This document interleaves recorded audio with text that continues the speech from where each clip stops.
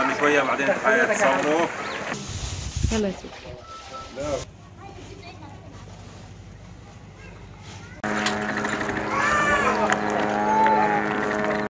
هذا مش ابن هذا حرام.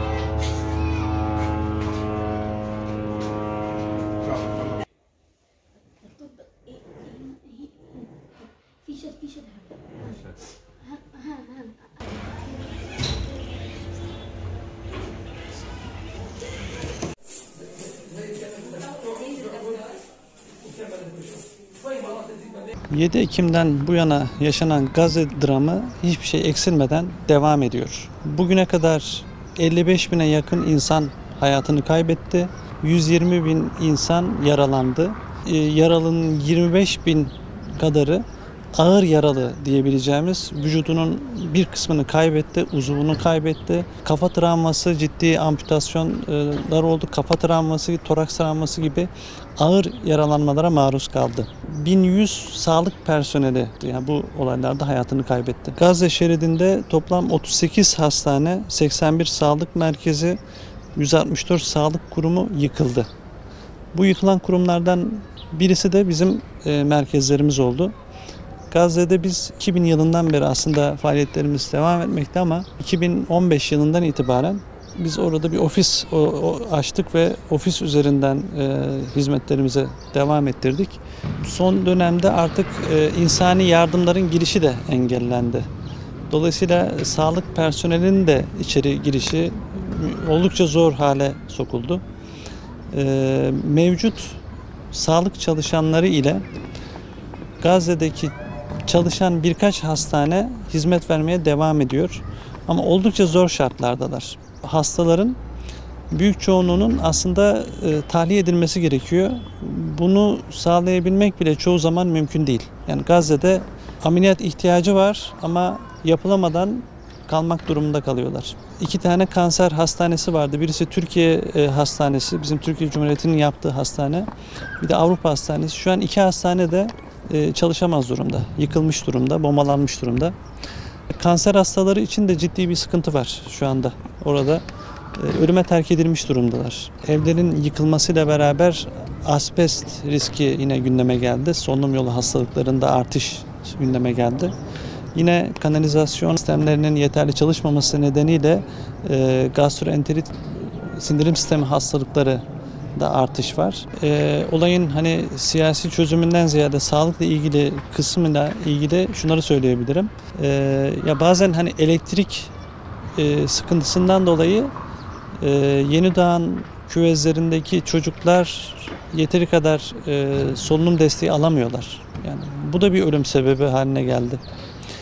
Dolayısıyla şu anda Gazze altyapısı sağlık sisteminin devamı için çok uygun bir ortam değil. Aslında belki en ideal çözüm oradaki hastaların en azından yakın çevre ülkelere, Türkiye'ye transferinin sağlanabiliyor olması. Çünkü hani en azından mesela Türkiye bu konuda yeteri kadar donanıma sahip, altyapıya sahip bir yer.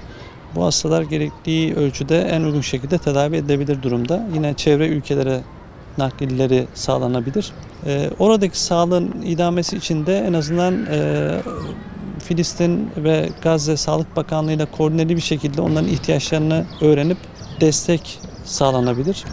Bir diğer konuda mesela Gazze'ye en azından sağlık çalışanlarının girişine izin verilmeli. Çünkü sonuçta bu bir insani kriz.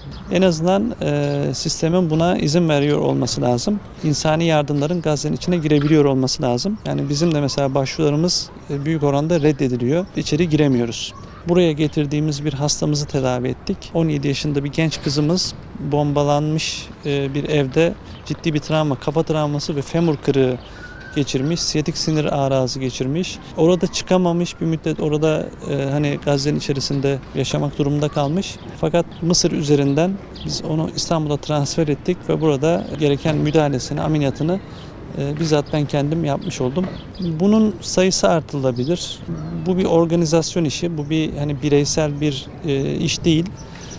Dolayısıyla belki devletler düzeyinde, Sağlık Bakanlıkları düzeyinde yapılan bir anlaşma ile bu hastalar hani transfer edilebilir ve bir şekilde sağlık hizmeti eriştirilebilir hale gelebilir orada. İnsani kriz orada devam ediyor. Beslenme problemi de ciddi bir problem olarak gündemde. Biz de bu konuda bu kurban döneminde Gazze için özel bir kampanya yaptık. Gazze'ye konserve etleri ulaştırmak için çalışacağız. Geçen sene 79 bin hisseyi Gazze'nin içerisine sokabilmiştik. Gazze'de dağıtım yapabilmiştik. Yine bu şekilde konserve şeklinde. Bu sene de yine aynı şekilde 3. bir ülkede kesilen kurbanları soğuk zincirle konserve edilecek fabrikaya getirip buradan elde ettiğimiz konserve etleri de Gazze'de dağıtmayı düşünüyoruz.